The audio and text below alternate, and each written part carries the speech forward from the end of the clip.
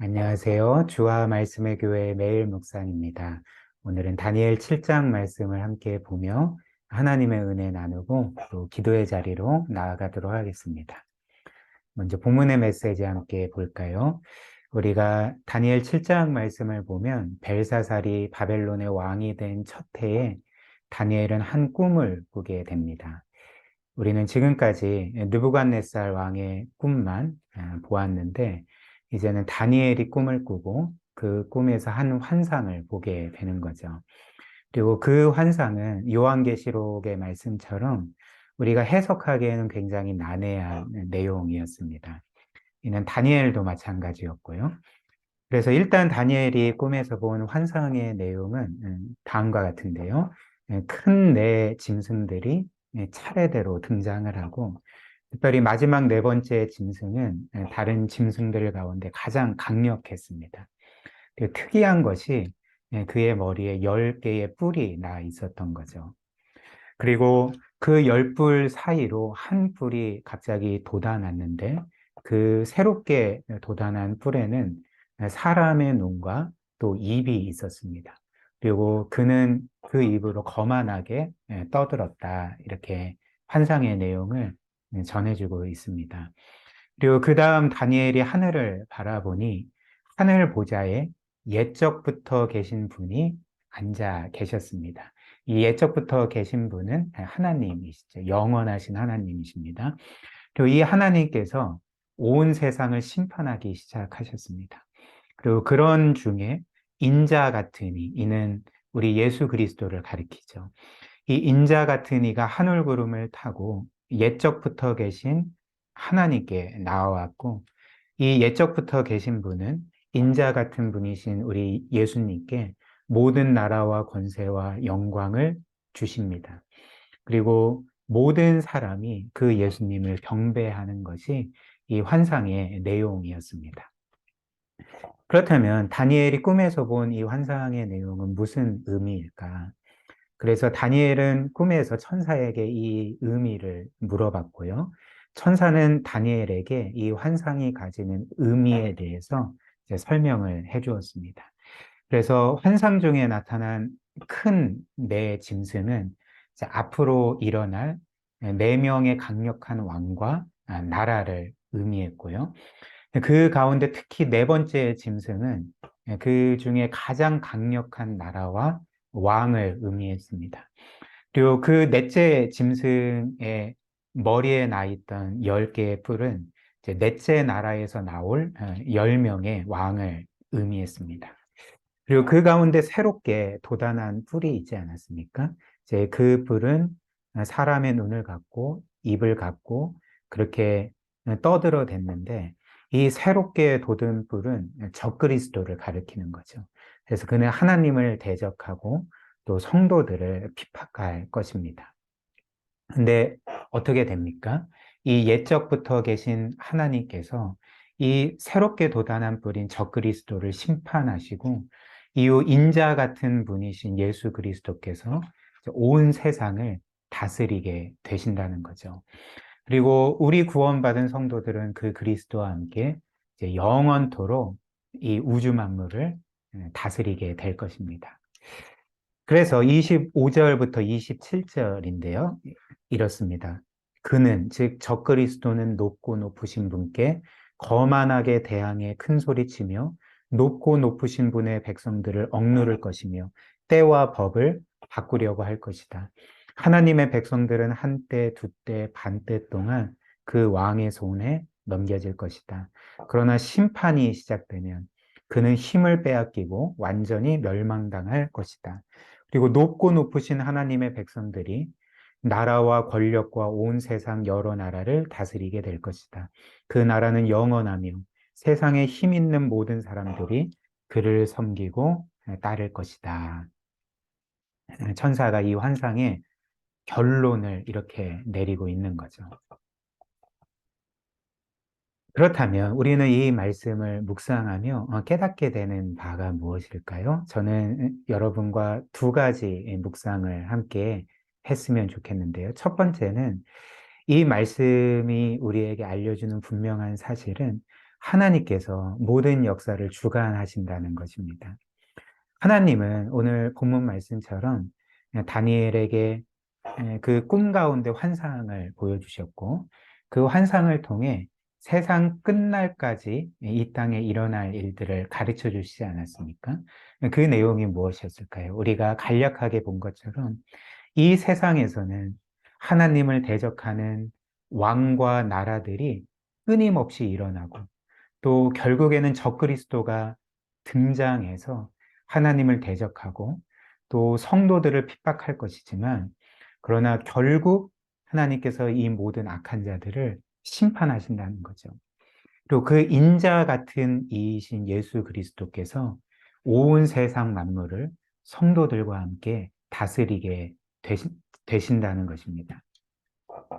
즉 하나님께서는 다니엘의 환상을 통해 이 앞으로 일어날 모든 일들, 그 최후에 일어날 이 심판과 구원의 일을 미리 알려주셨던 거죠.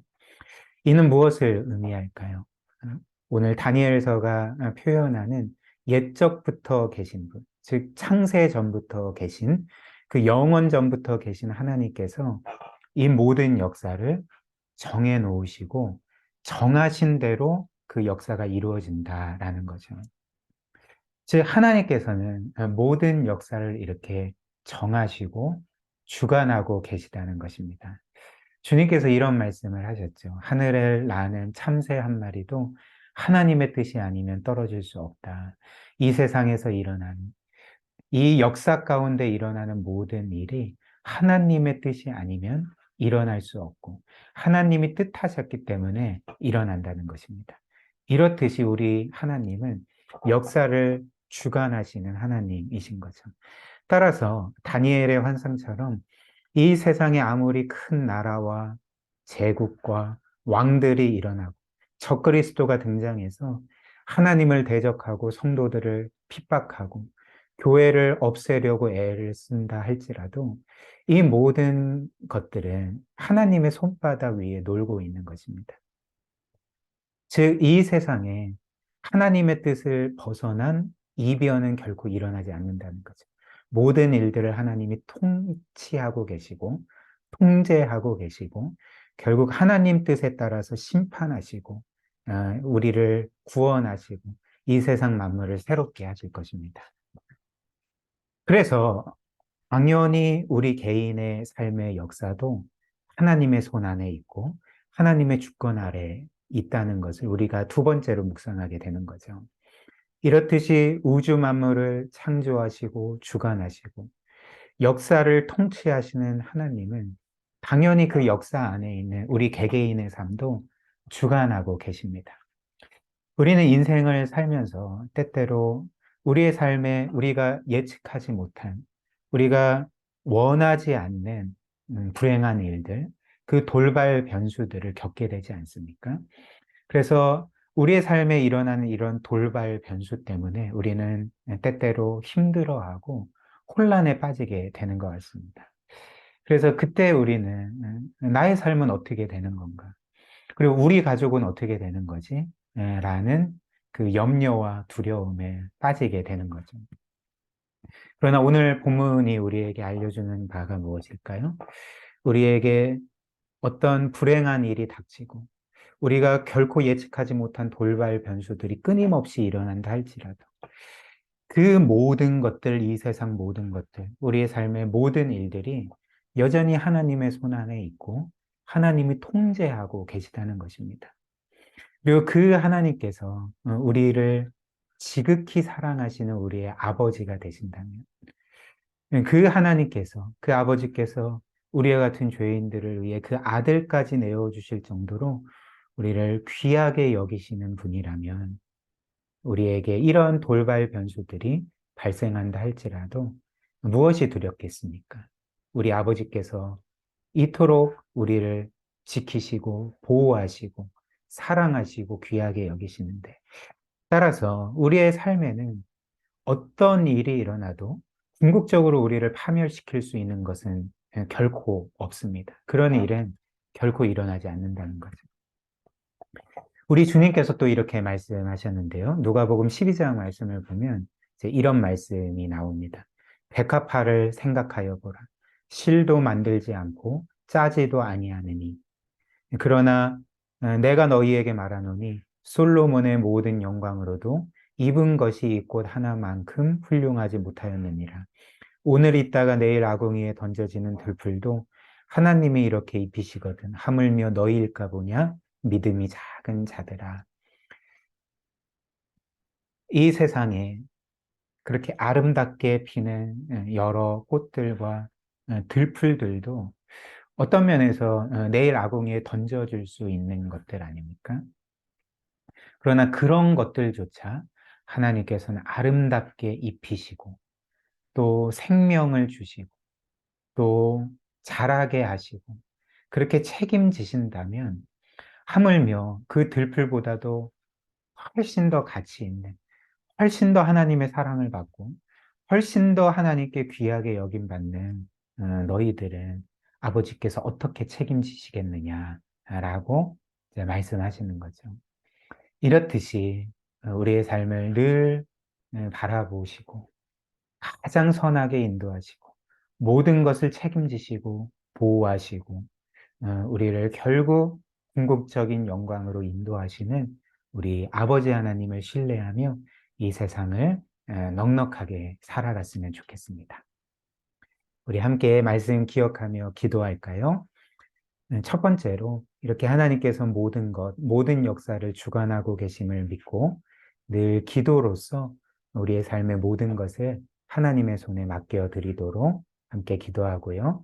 또 모든 일에 염려나 두려움이 아니라 하나님으로 인하여서 감사하고 확신을 가지고 하나님의 사랑의 확신으로 그렇게 하루하루를 넉넉하게, 씩씩하게 그렇게 살아갈 수 있도록 그런 은혜 오늘 우리에게 허락해 달라고 우리 말씀 기억하며 함께 기도하도록 하겠습니다.